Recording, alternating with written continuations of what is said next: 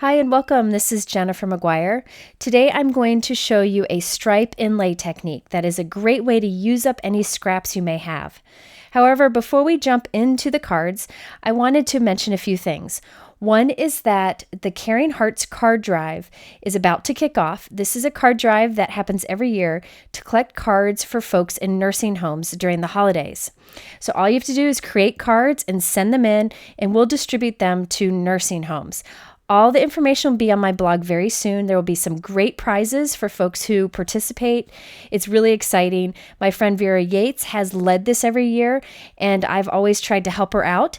So I hope you will participate. It's really fun. Now, the cards in today's video use some products from Sugar Pea Designs that they created to support the Caring Hearts card drive. And a percentage of the sales of these products go to the Alzheimer's Association, a great cause. So here are the stamps and dies that they came out with to support the Caring Hearts card drive effort. A lot of messages of kindness and things for like creating handmade cards. So I encourage you to check them out. I'll be using a few of them today, but there were so many great products here I couldn't use them all in this video.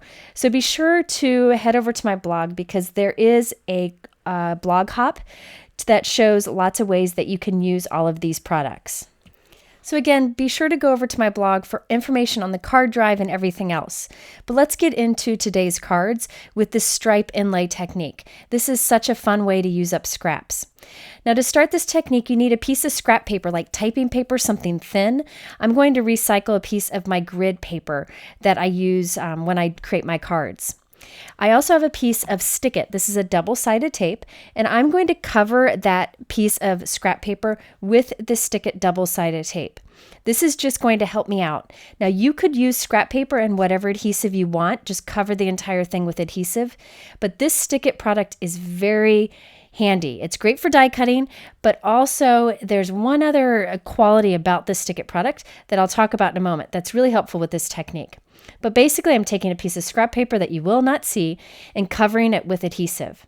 So I did a big piece because I'm going to do several cards, but now I'm just going to go ahead and trim these down to be about 4 1/4 by 5 1/2 so that they'll fit nicely onto a card. I'm also going to cut thin strips of cardstock. So I raided my scrap drawers and I just grabbed a bunch of colors I like, and I'm cutting thin strips from these scraps. And I am not measuring these. I am making them a variety of sizes. Some are thin, some are thick, and everything in between. You can make them all the same size. It just takes up time. It's so much faster to cut a variety of widths of these scrap papers. You do want to make sure that they're long enough to stretch across your card diagonally. Okay, so I have my scrap paper and I've peeled away some of the release paper. So what you see is sticky. So that's sticky facing up there.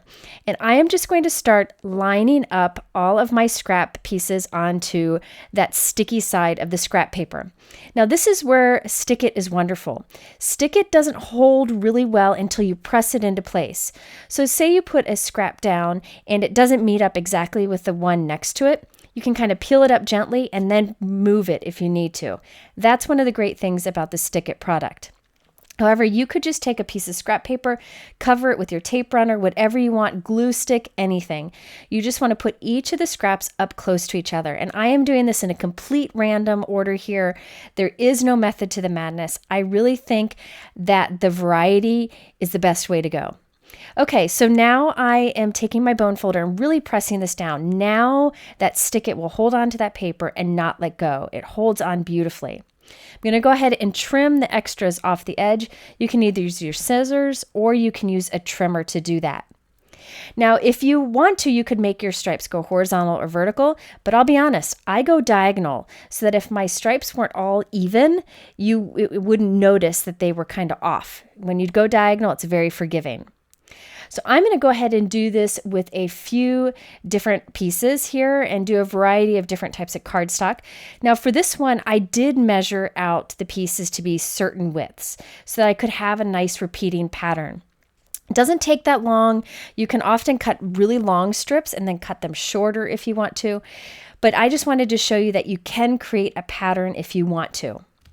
This technique is not only good at using up scraps you may have, but it's a great way to experiment with other color combinations that maybe you've been wanting to try, or maybe they're not really you, but you want to give it a try. Just a great way to use them up. You can also use scraps of pattern paper or stamped paper for this, and I'll show you stamping in a moment. But check it out. You basically created your own pattern paper here, and it's so smooth. It looks really cool. Now in this one, I cut a variety of widths of strips, but I am putting them in a certain order. But the randomness here is just in what the width of the strips are. It really doesn't matter, but I do have them going in a certain color order. So you can make this either random or kind of plan it out, whatever you want to do. Just use up some of your favorite scraps. Now on this one, I decided I wanted to add some stamping to the strips. So I'm covering the whole thing with my anti-static powder tool in case any adhesive is sticking out. And I'm stamping repeatedly Kindness Matters with Versamark ink. This is from one of those Sugar Pea Design stamp sets. And now I'm adding clear embossing powder, and I'll heat set that. So I just have this subtle sentiment going across the stripes in the background. It's kind of tone on tone.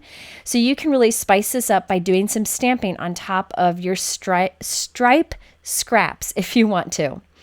Okay, so now I'm going to go ahead and cut these all down to be smaller strips. So from each of these pieces that I created, I'm going to get 2 or 3 cards. This is a great way to kind of mass produce cards also. Now it's time to do the die cut inlay technique. You can see those white words are kind of set into the paper.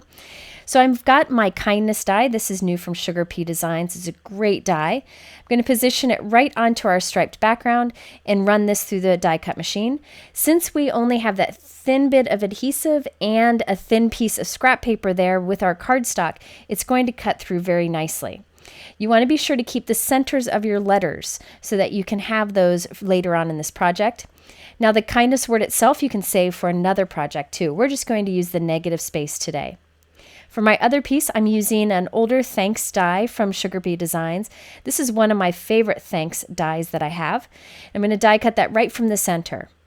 Now, before we do the die cut inlay technique, I'm going to go ahead and add a white heat embossed sentiment underneath each of these. On kindness, I will add Is Always Beautiful from that stamp set that you see there to the right. Stamp that in Versamark and add some white embossing powder and heat set that. Now under thanks, I'm going to stamp a little sentiment from this older Simon Says stamp set so that it'll say thanks for your kindness. And I have that also white heat embossed.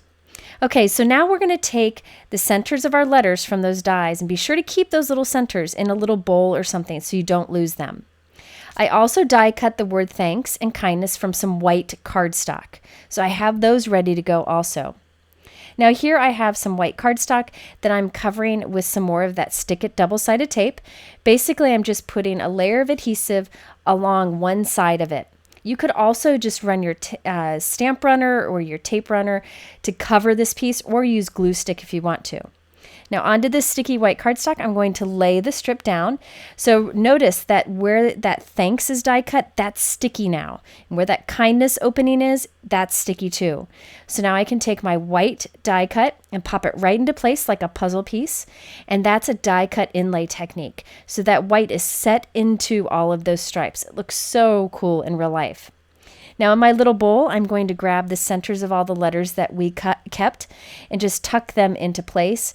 It's really quite easy to do if you do keep them in a bowl so you don't lose those tiny little pieces. Now we can trim off the excess from this, and we have 2 pieces for 2 cards. Nice and smooth. You can see the white fits in there beautifully. It's a great die cut inlay technique and a great way to use up your scraps.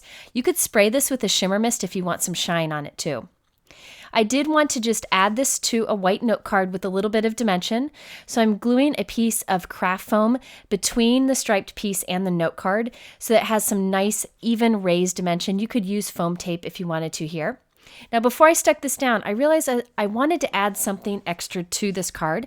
So I've laid my piece down onto the card upside down just so I can trace the pencil with a pencil where the top and the bottom of this piece will be on my card. Now using those lines as a guide, I have a stitched die here that I'm going to line up and do just a faux stitching that'll be above and below my striped piece on the card. This just adds a little bit of interest onto that plain white note card. You could skip this or even do sewing with a sewing machine if you wanted to, but I really like that faux stitch line. It doesn't actually cut through, it just pierces those little stitching marks. I'm going to go ahead and erase my pencil line, and there you can see with the striped piece adhered to the front of the card and that faux stitching below and above it.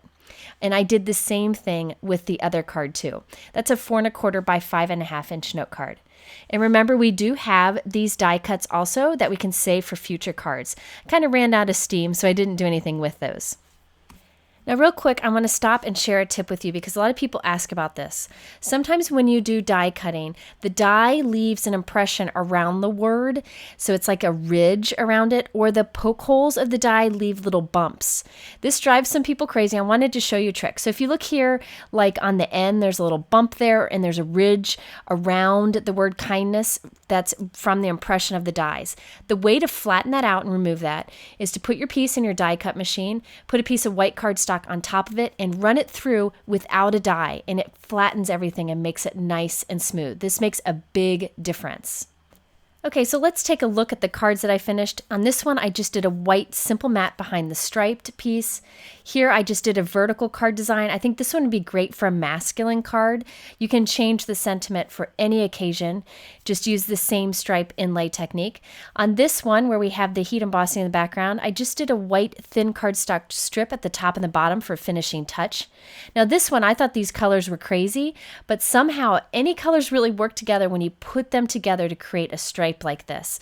So I ended up liking these crazy colors. But of course, the rainbow always wins my heart. Okay, so there are all the cards. You can see there are many different ways you can use up your scraps. You could even use border dies to cut all your scraps and put them up close together. I like to cut like a handful of scraps and have my cardstock with adhesive ready and take it with me on the go. And I can do my striped backgrounds on the go. Okay, so for more information on the card drive that's coming up, the Caring Hearts card drive, or these products or the blog hop, it's all over on my blog. Be sure to head there. All the products I use are linked in my YouTube description below also. In the middle are 3 other videos that might be helpful. The first is a very similar technique to like I did today. In the middle is how to get a stripe look with stamping. And on the end is another die cut inlay technique video. Thanks for stopping by. I hope you have a wonderful day, and I'll see you again soon.